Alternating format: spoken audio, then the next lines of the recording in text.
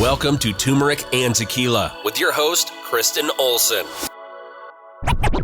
Questioning a better way, one gracefully disruptive conversation at a time.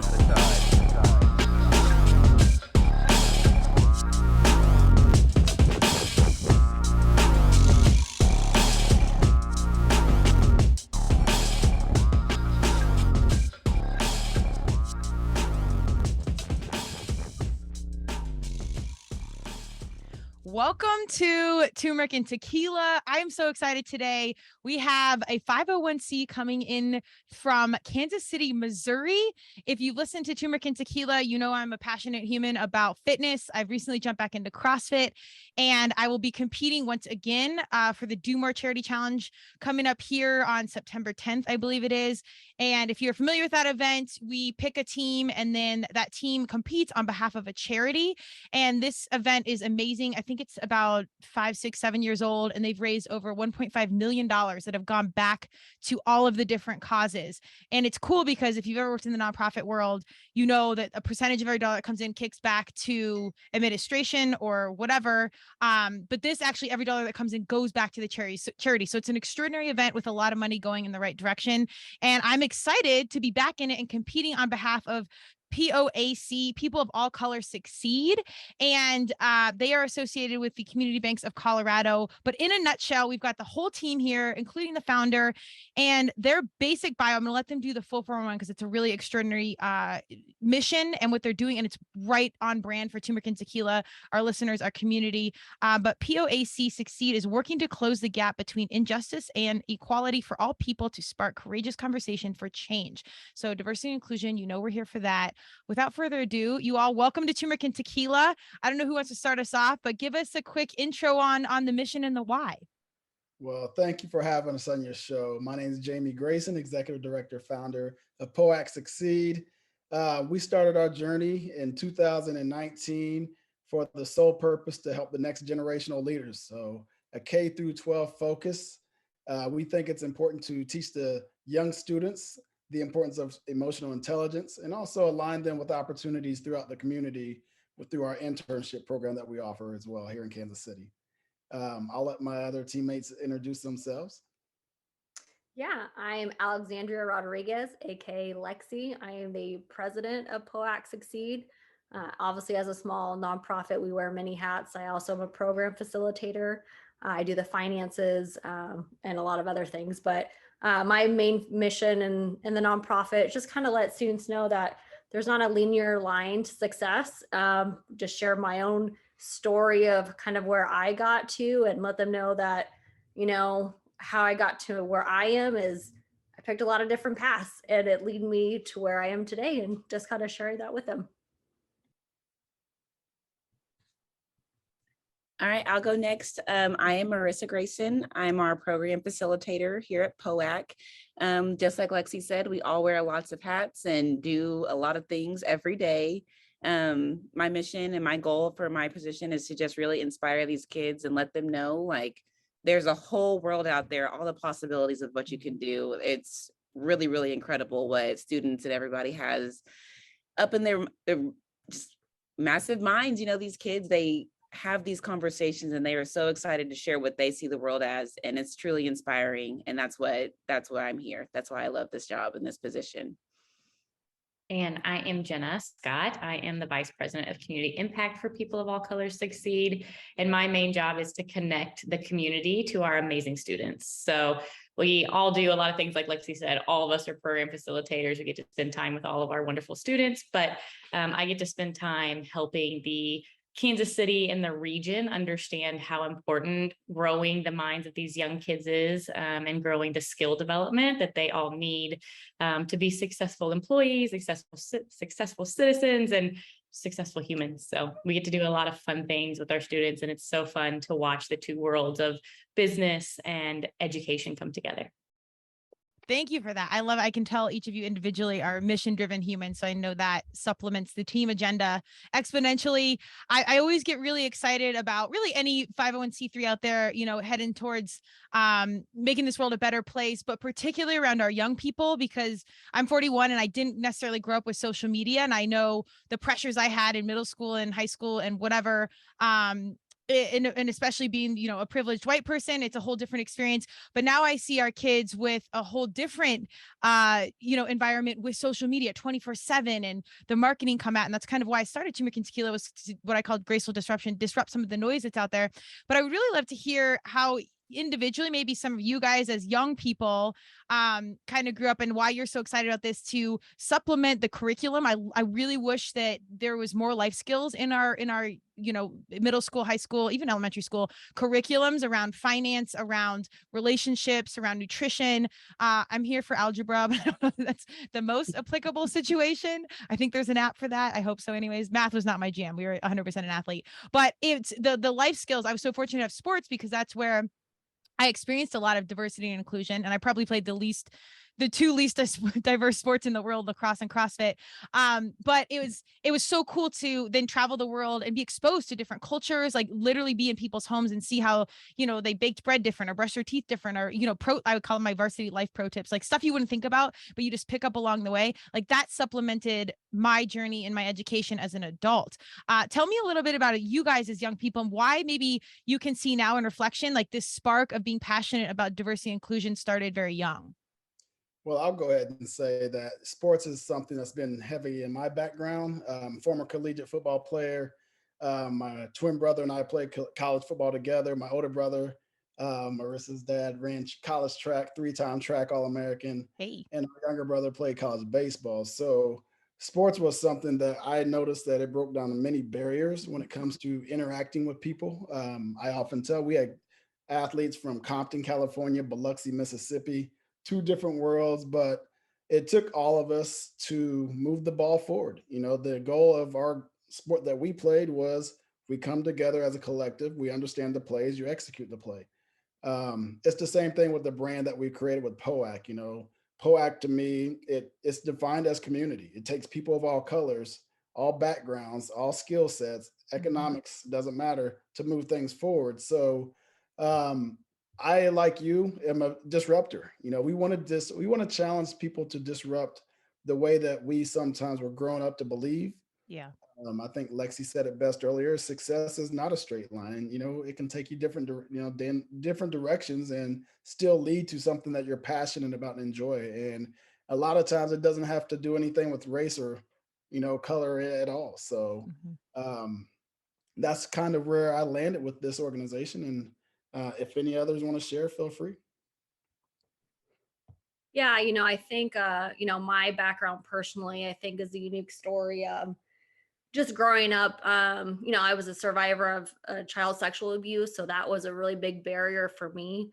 And, saying out loud takes that power away from me. And, I grew up really similar to a lot of the students that we work with in the charter school, and coming from a high school that didn't have a lot of opportunities, right? There just wasn't, to your point, those life skills. And because of that, it led me astray. So after high school, I got my esthetician license because I didn't know what I wanted to do. It was like, I did my math, I did my English, and it was like, I didn't have that exposure piece. So I got my esthetician license, and the day that I got it, my certificate, I was like, well, what am I going to do with this? How am I going to really make a living? Because, they didn't give that business piece to that certificate. They're like, well, here's your knowledge on how to do it, but I didn't teach you how to build the business part of it. So I joined the Air Force because I was like, I want to get out of where I am, right? I didn't want to live in the city that I was at, and I went to the Air Force. So that gave me a lot of great life skills that I needed just to be disciplined and get out of the neighborhood that I was at. Then after that, I went to school, and I went to school for nursing. Then I got to anatomy, and I was like, this is not for me. Then I went to school for Spanish, and then I was like, well, this is silly because there's a lot of native Spanish speakers. So I don't know if that's really the course. And then I was really fortunate. My dad started a business, and he was like, hey, I don't know how to do this QuickBooks thing. You work with this accountant and you figured it out. I'm like, okay, Dad, I'm like in college. I guess I'll help you out. And then I end up realizing how much this accountant makes. And I was like, man, this is what I want to do. And I end up realizing that I was really good with numbers.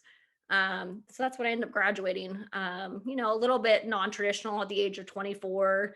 I ended up having my first child my last semester of school. So that was really stressful, having a 2-month-old baby, trying to do my finals. But I did it, so I think my biggest thing for students is letting them realize the exposure piece, because I would have never picked accounting as a degree for me, but because I was exposed to it, that's what I want students to realize, is that, our internship program for students is a little bit different, because we don't let them pick what they think they want. We do a youth science assessment and we say, hey, this is the opportunity. These are your skills that you're good at. And this is what could fit for you. And let us expose you to different elements that you could be good at, and find something that you could end up loving. And even at the age of 33, I end up switching careers to something completely different, and it's still okay. And I'm still learning what skills and strengths that I have, and I'm leaning into those things. So, I love that I get a little piece of everything, because I get to connect with students that I feel like I see myself in. And I get to give little nuggets that I felt like, man, I wish I would have had this. I wish I would have had a mentor, because I was one of those students that I did really well in school. So no one really connected with me because I did well. They're like, well, she's getting A's and B's. She doesn't need help.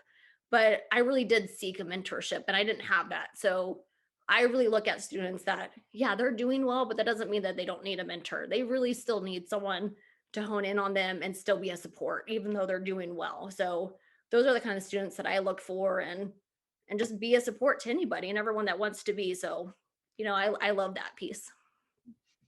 I love the exposure. Yeah, that's what we liked about POAC.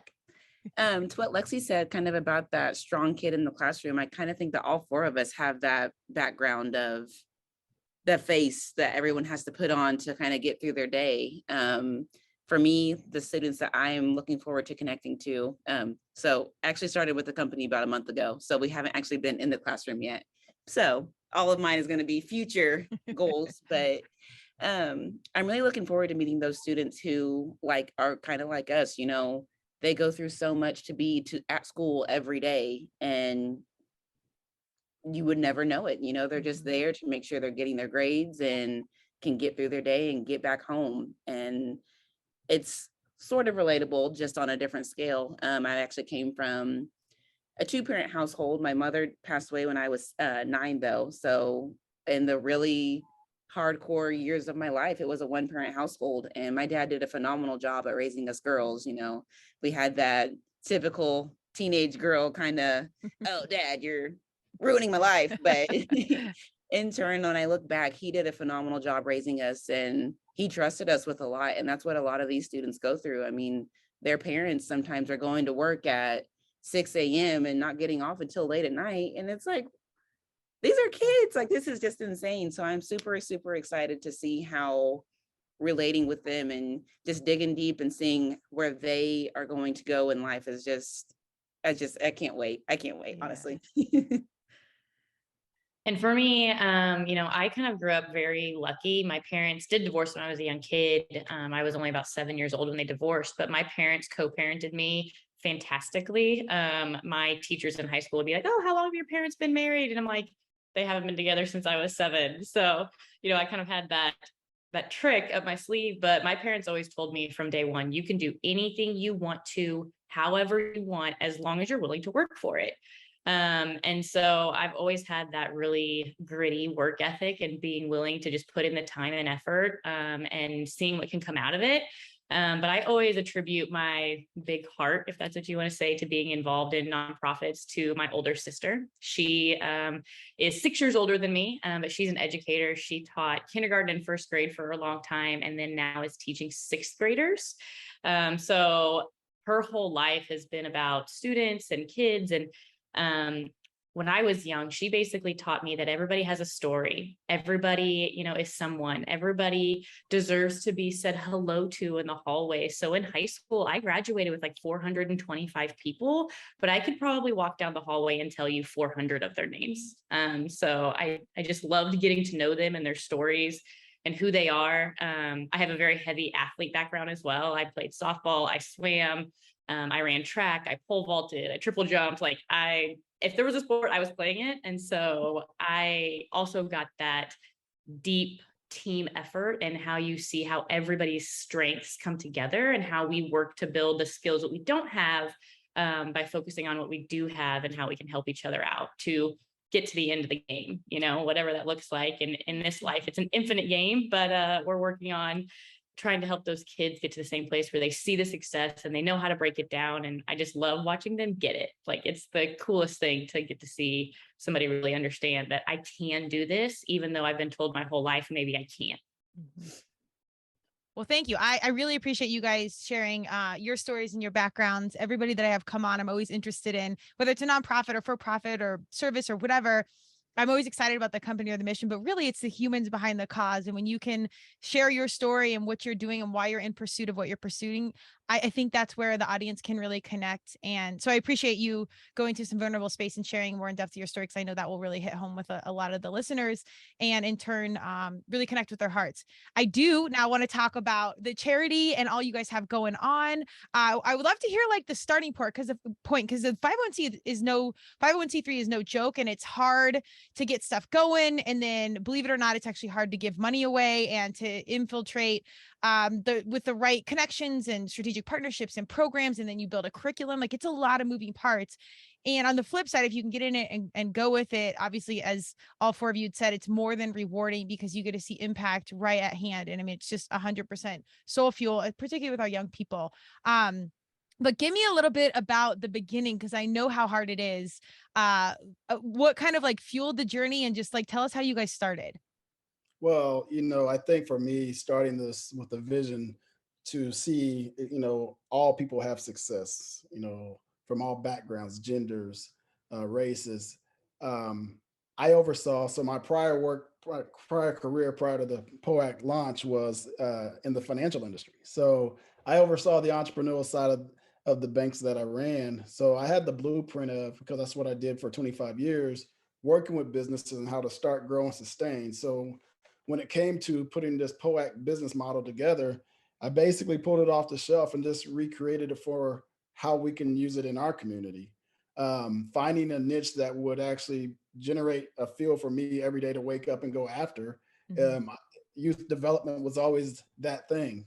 I was mentored, so I wanted to give back in a way to mentor the next generation. So putting a nonprofit together, it can be challenging. I think there's a gap of understanding nonprofit in itself, because people think that nonprofit's it's a charity. It's a business still.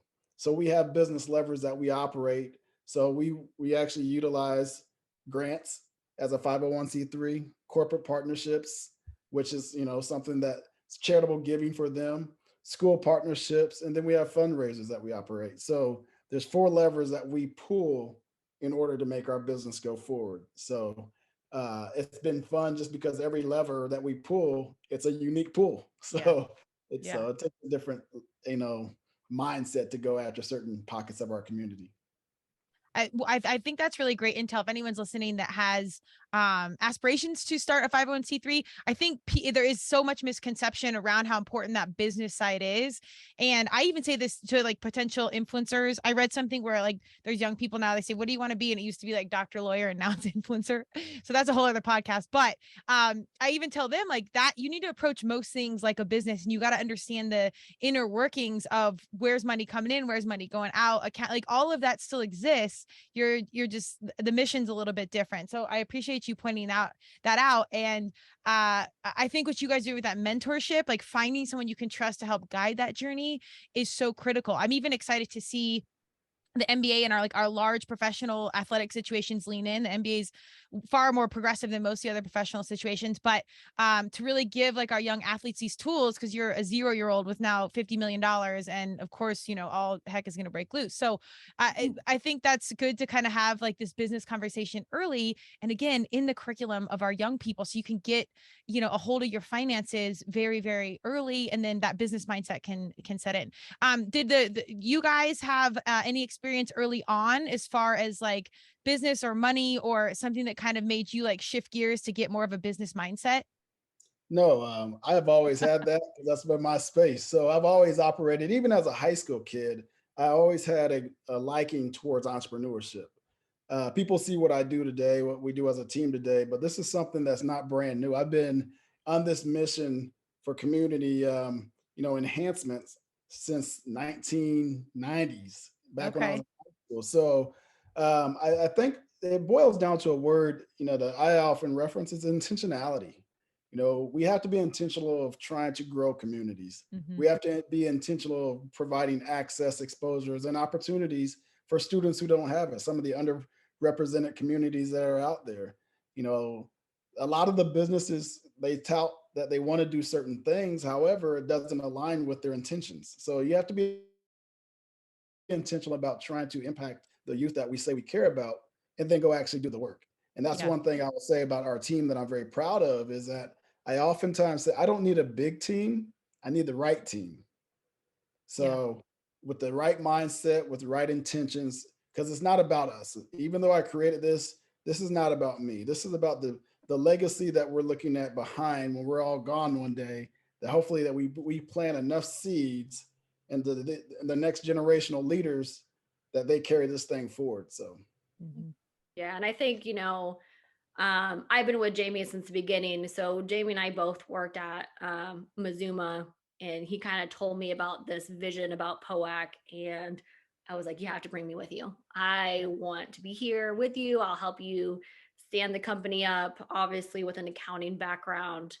If you're going to start a nonprofit, you need someone with some financial background. Having your books right and doing it right the first time is key. If you want a successful business, if you want a successful nonprofit, getting your books right the first time is absolutely key to success. So obviously, I think Jamie was very intentional about saying, "Yeah, come on, if you want to come join, let's do this together." So, getting those right players, to Jamie's point, having those team players that have the right skill sets to make sure that your vision can come to life. and I'll add to that a little bit, because with me having my athletic background, everything I do, I think like an athlete still, as a Mhm. former athlete, because I've never been on the sideline. I've always been in the game. And this is, as a nonprofit, you have to be in the game. You can't stay on the sidelines waiting for somebody to do the work.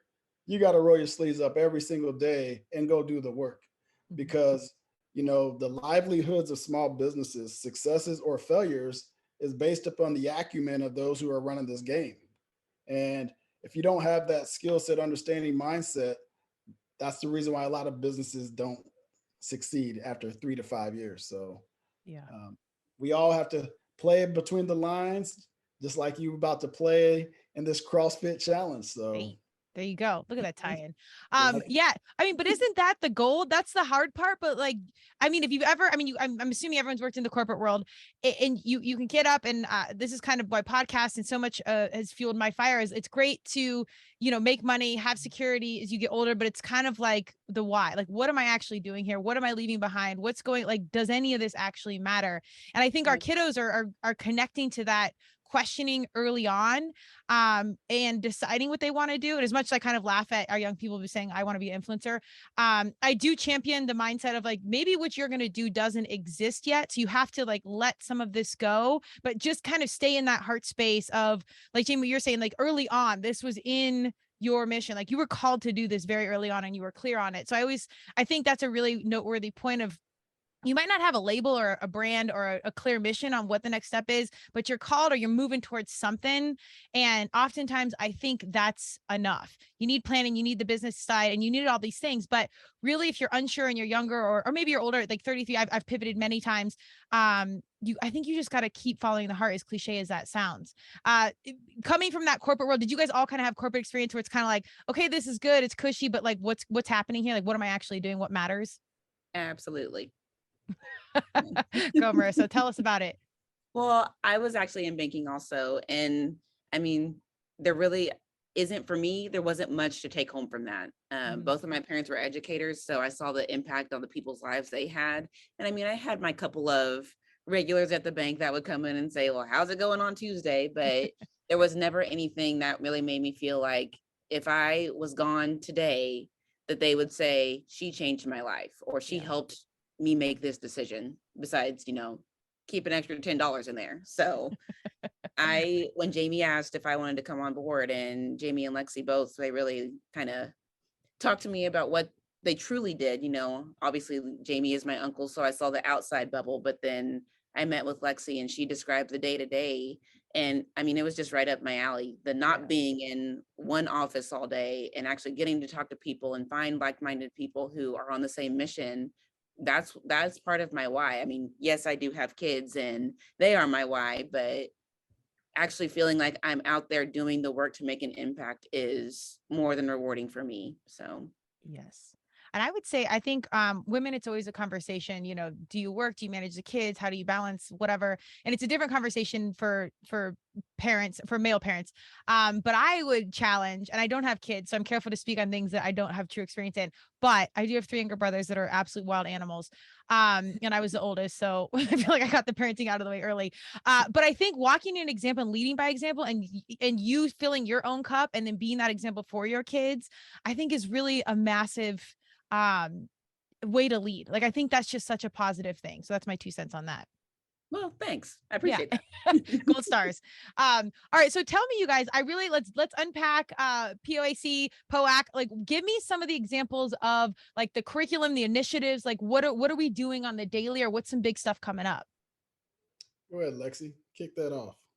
Yeah. So, next week we start schools. So we have 2 kind of programs that we run. We have our real world learning program, which we have 3 charter schools we're partnered with right now in the Kansas City area. So our program kind of on that looks like we have a 3-week onboarding, and that's where we really prep the students for their internship program.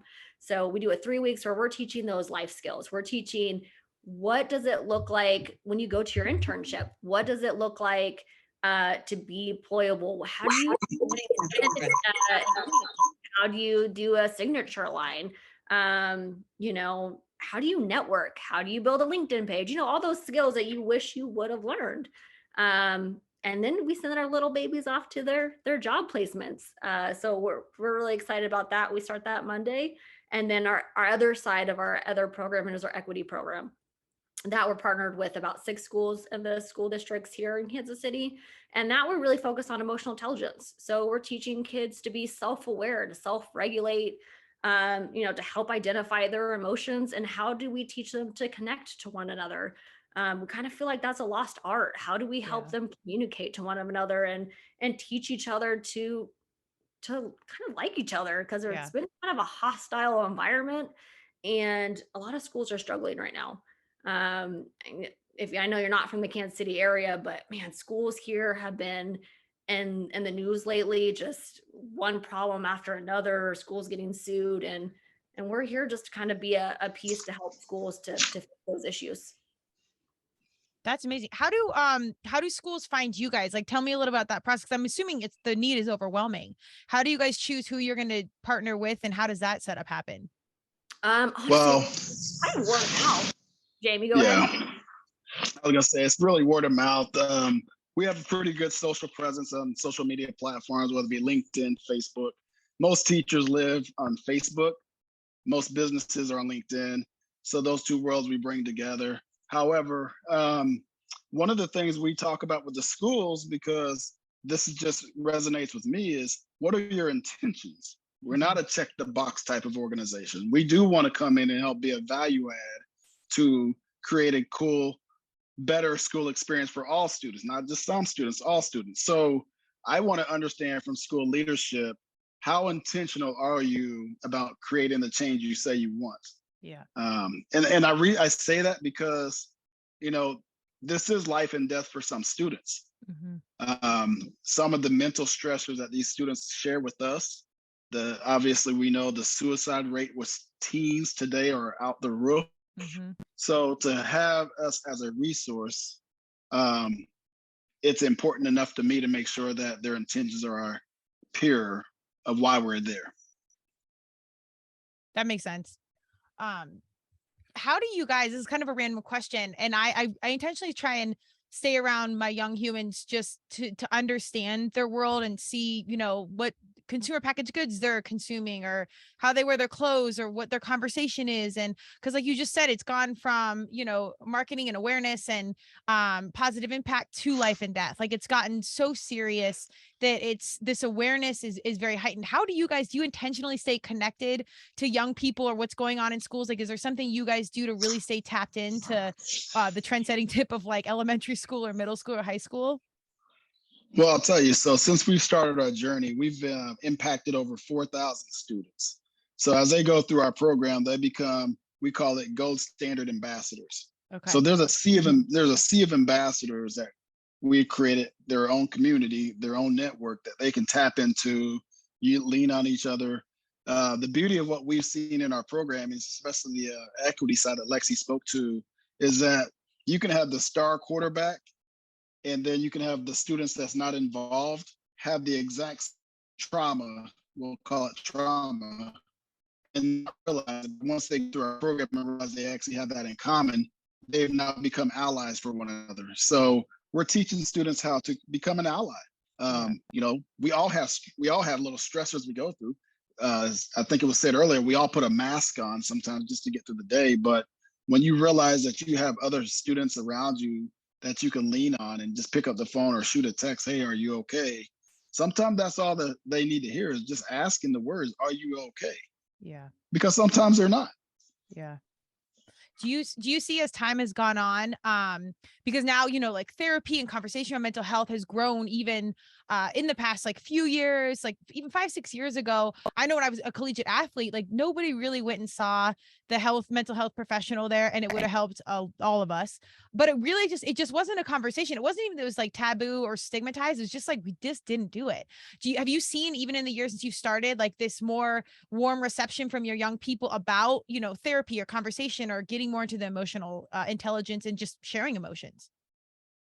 Yeah, absolutely. I mean, one of the things that we oftentimes go into a classroom trying to inspire, and oftentimes we leave inspired by the students because they are actually speaking out loud about their therapy sessions, or when they're, to your point, when I grew up as a college athlete, we didn't talk about that. That was viewed as a weak thing to talk about. So I find it encouraging to see students today are speaking more proudly about the challenges that they have, the help that they're actually getting, which is actually now bringing down that stigmas for other students to go do the same thing.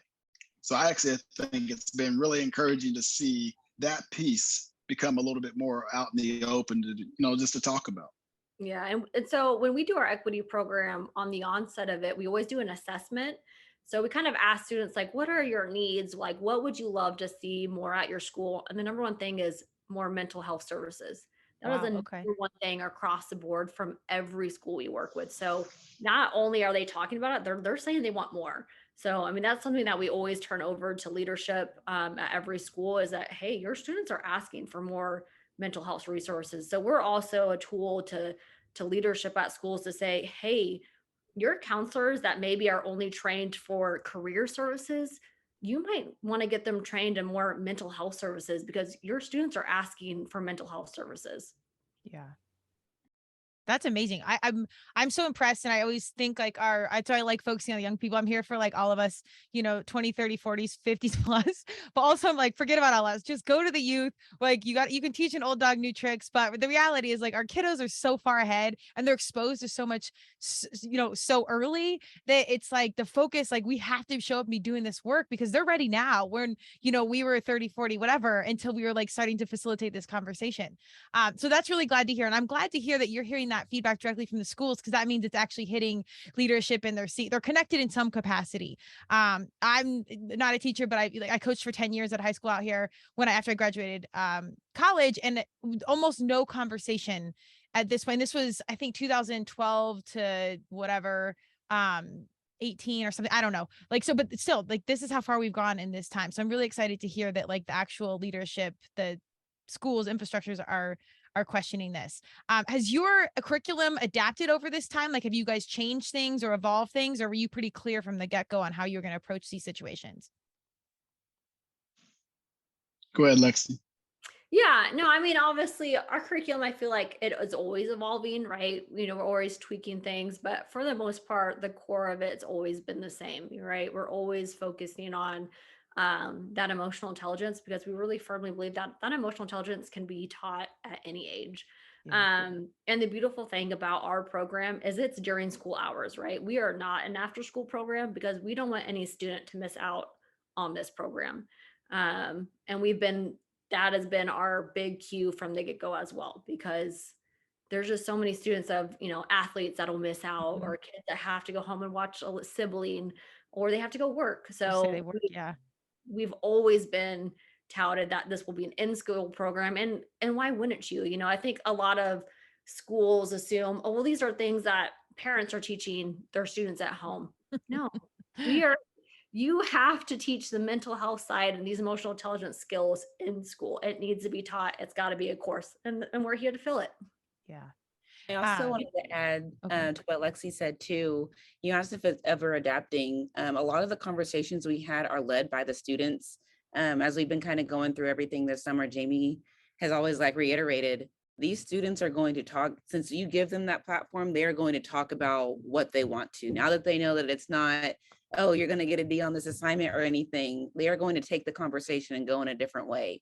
So, and as far as adapting, I think that is one thing that is really beautiful about this, is there is no right or wrong for we give the students. It's kind of whatever they see it and what the conversation they bring towards us. So. Yeah. I think another thing that's really cool too is that our program is age and stage appropriate. So the fun thing is that in my former life, I was at a university teaching professional education and workforce development skills to college or older. And they're the same skills that we're teaching to these kids now, because it doesn't matter if you're 52 or 14.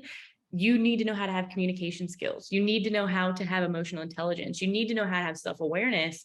But I think the beautiful thing about working with this age group is that they are so open to it. And they're, Jamie always says, we like to work with the kids because the adults have kind of messed it up, and we don't want to unteach them. So we're going to teach the kids the right way first. Yes. And then we will go ahead and let them flourish into the adults that know how to use the skills from go, instead of having to unlearn maybe what you've already learned and redo it all. So it's really cool to watch how those skills grow with some of our 8th graders that we work with at our middle school that we're connected with into high school. And then after they graduate, it's really cool to watch them develop the skills. That's so awesome. It sounds, I mean, something as you get older, if you're intentional human, if you've done therapy or coaching or mental training, whatever, so much of it is feeling heard and feeling seen. And it sounds like you guys are such phenomenal listeners that I think if they can experience feeling heard and feeling seen at a young age, you experience that. And then you are in turn inspired to live that way, and then, and be the example for it, and see and hear other young people. You said that as they graduate, they become ambassadors. Have you guys seen or connected or kept in touch with or further this community once they're out of the program? Or do the kids still keep in touch or anything? Yeah, we have students that reach out. Actually, we have students that want to come back and work with us. Yeah. So I think that's a testament to the body of work that what we're doing, is that they see the value of giving back to the next generation, and they want to come work with us as a nonprofit. I think that's, to me, is a win-win. It's a pat on our back for what we're trying to accomplish, and it's the biggest compliment that I can get, is having a student want to come partner with us. So. Absolutely. You said you've reached over 4,000 students, which is amazing. Congrats to that. And I have no doubt it'll continue to grow. Is there one story for any one of you where it's maybe one kid or one mile marker where it's like that point of success, like a really deep success story that kind of just keeps you in the game and keeps you fueled, that's happened thus far? For me, yeah, there's a student named Billy. He's at one of our charter schools. And the very first day that we introduced ourselves, our program to this school, he made the comment. He's like, it was so refreshing to see somebody like me talking about what we're talking about as far as leadership development, having a blank canvas that you can create your future on. There's not a lot of minority male teachers in the classrooms here in our community. They might be a coach, they might be a PE teacher, but someone who can stand and teach on a different level and talk about different things. It was refreshing to him. And we recently did a day in life video, thanks to our partners, with SVN. It's a school that we worked with in De La Salle. That's where our intern was held at. So he sees himself now as an educator. Matter of fact, he says he wants to start a nonprofit of his own. So okay, that was to me like, all right, we're actually giving these kids hope. Yeah. So game changer. Any other stories? Lexi, you have a story? Man, like you say that and it's really hard because I love all my students. Honestly, I think it's like a tie between Billy, Diamond, and Cubana because they were just phenomenal students and they each had their own unique story. And I think Diamond for me was a really big connection because she kind of had a little bit of a rougher background for me. And I could just feel her energy sometimes when she come to class and it was a little off. And, sometimes I had to pull her to the side and say, hey, like, what's going on? And she's like, I just don't want to talk about it. And I'm like, hey, it's all right. Like, I'm here for you, and sometimes I could be that sounding board for her. And she's like, yeah, I just having a rough time. And I'm like, I get it. We've been there. And I think sometimes, teachers can be so easy to just write students off like, oh, they're just being rude today, instead of realizing, these students have a rough home life sometimes, and giving an extra 2 seconds to a student that, hey, maybe they just need 5 minutes to themselves to just like compose themselves to get back into class, or maybe today's just not the day for them. Just give them a break. So I think that one kind of hit home for me because I can remember days like that for me. So that one's a special one for me. Any other ones, you guys? No, like Marissa said, we both just joined in July, so we have not yet been in the classroom with the actual students. Okay, but so it's coming. I really love Billy's story too, just the day in the life video. When you hear what it takes for him to get to school, just the track to actual school, it just softens your heart and makes you realize that these kids are so resilient and so tough, and at the same time, like, understand why sometimes, like they said, they have a bad day, and I have a bad day when I get frustrated because my coffee machine won't work, let alone trying to get to, the school because I have to do all the things that they have to. So it's phenomenal to watch them go through those and still come out on the other side in a good mood and successful. Yeah. I think we can always learn from our kiddos because they really are so tough and so resilient at such a young age. Then you pack in this whole digital situation and it's a whole other animal, but there's so much to take away. And it's so cliche, but you find when you give, you always get back, and it kind of comes full circle. But I think that's just such fuel to live your life and keep you grounded and keep that perspective. Because as you get older, you can make your money, you can get in your routine, everything gets, pretty cushy, and complacency can set in, and you got to kick out of that, get your boots back on the ground and get in the mix of what's relevant, because I was talking about natural selection, but you kind of be selected, like you'll be irrelevant and you'll be out of the mix, and that's not really the point of life. So switching gears, I am curious. I do think on my podcast, I always say God, universe, Madonna, whatever you believe. I'm a huge Madonna fan. Like something like is serendipitous, like things line up. And so I'm so excited to find out that I was competing again. And this happened to be our charity, which was right in alignment with my own personal mission and values. How do you guys know, Do More Charity Challenge? How do you know Community Makes Colorado? Like, how did this happen? So, Nicole at Bank Midwest, we started a partnership with them about a year ago, and they took on one of our interns, and just throughout the time we got a chance to know not only Nicole but some of our other team members. And when things just kind of organically feel right, you just go with it. And that's from the very beginning when I met Nicole, it just felt right. She was authentic, she was open to learning who we are, who I was, and vice versa, coming from banking industry. So we both worked in the same industry. So we had stories around that. But, getting an opportunity just to learn about what was important to her, what was important to her team, as far as to align our missions and what we're doing to that bank.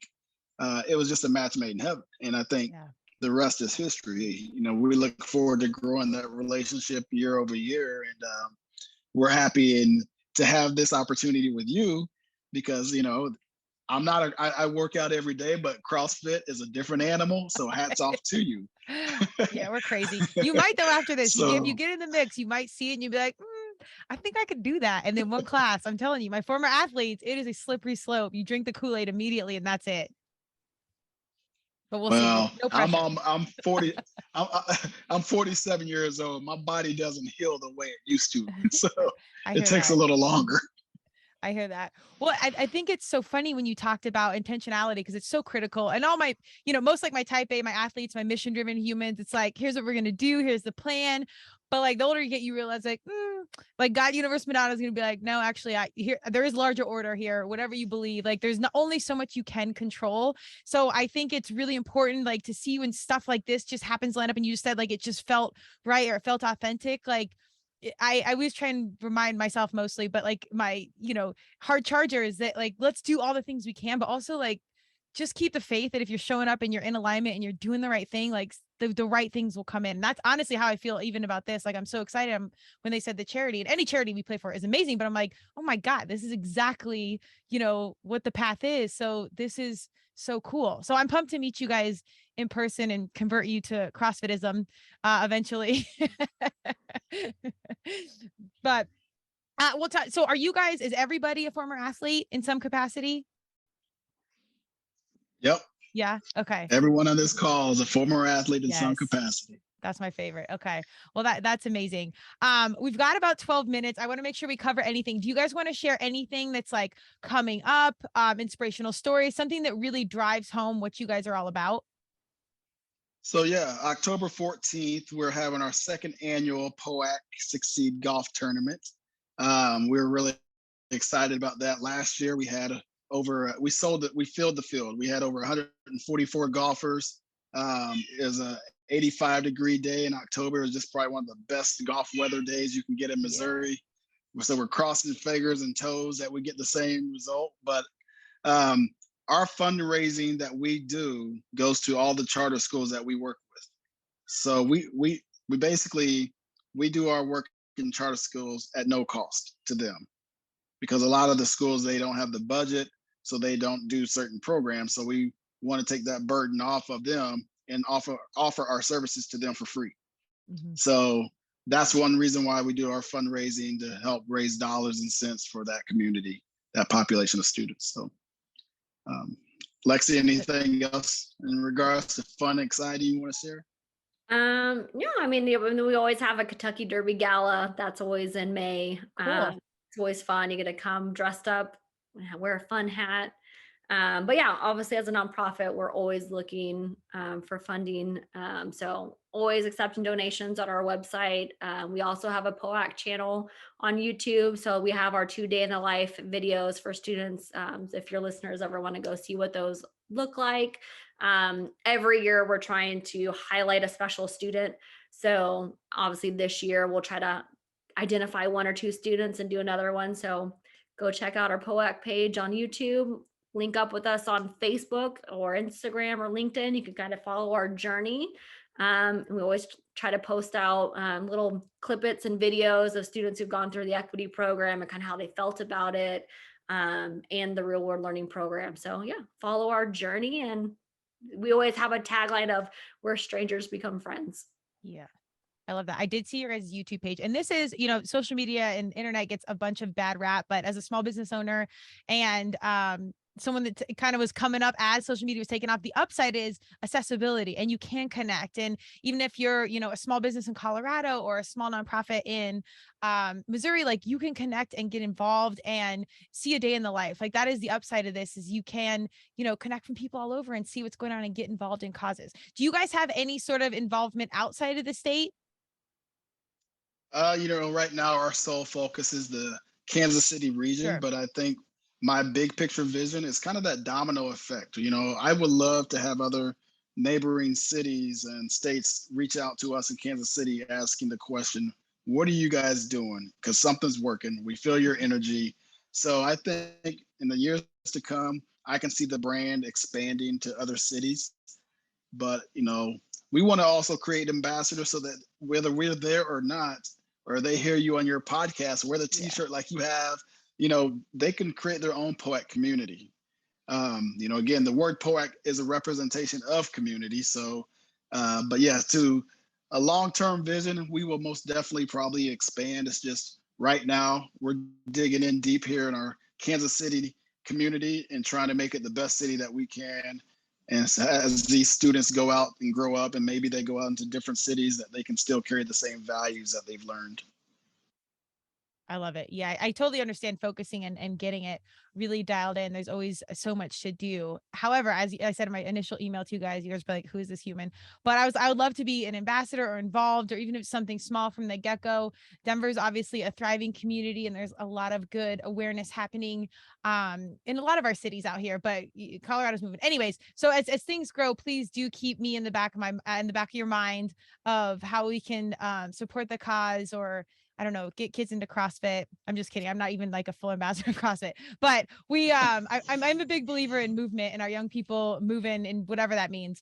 But yes, please put us on our backlog. So I would love to see this continue to grow. And it seems like it's scalable, not to sound like a super business human, but like you can replicate this all over. So I'm really excited to watch your journey and see how this intentionally and manifest the energy continues to grow, and see, the future impact. Well, thank you. And you're right. It takes a lot of energy. And once that energy gets rolling, get out of the way because change is coming. There you one way go. or the other. That's what's up. All right. So hit me with, I'll put this in our notes, but give me any website, Instagram handles, anything where people can find you. So our website's poacsucceed.com, POAC succeed.com. Our Facebook page is just POAC Succeed. You can find it that way. And then on our Instagram is POAC_succeed. And you can find us on the Instagram channel as well. And then LinkedIn is the same, POAC Succeed.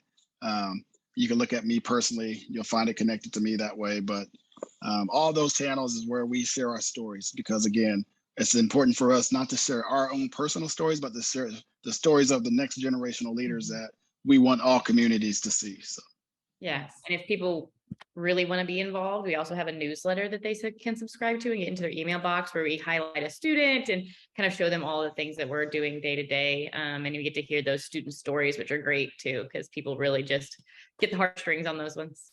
Yes. The human side. I appreciate the brand consistency. I have to give you guys a gold star there.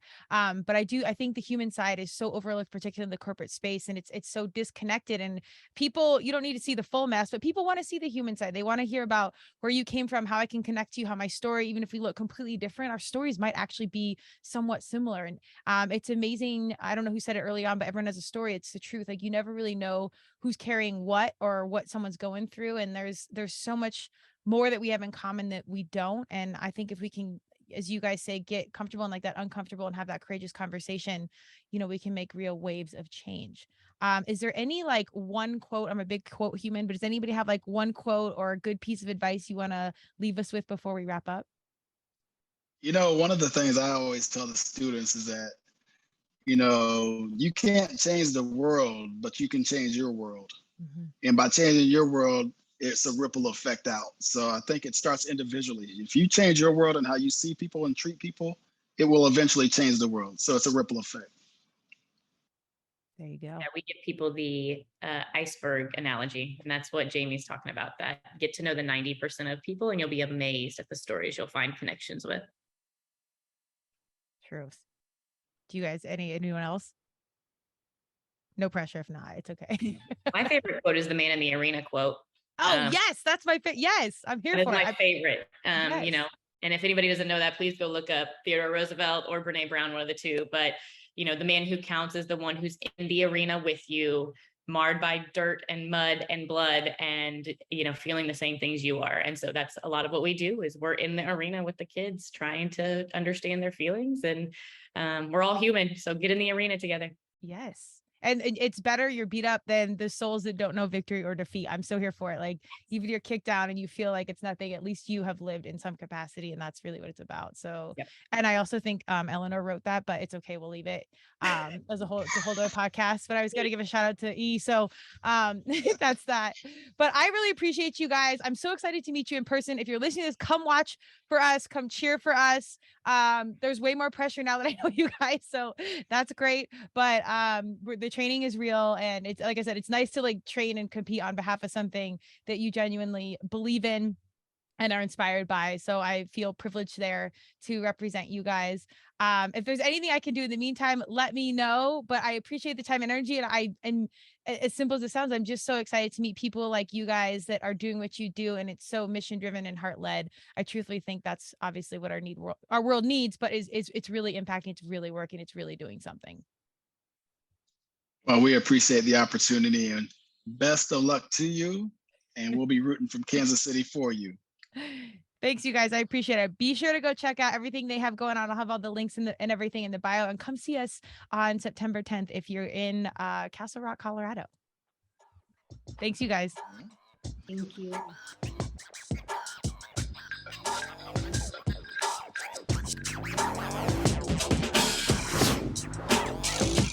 Thank you for joining Turmeric and Tequila with your host, Kristen Olson. Tune in next time, and don't forget to subscribe on Apple, Google Podcasts, Spotify, or wherever you listen.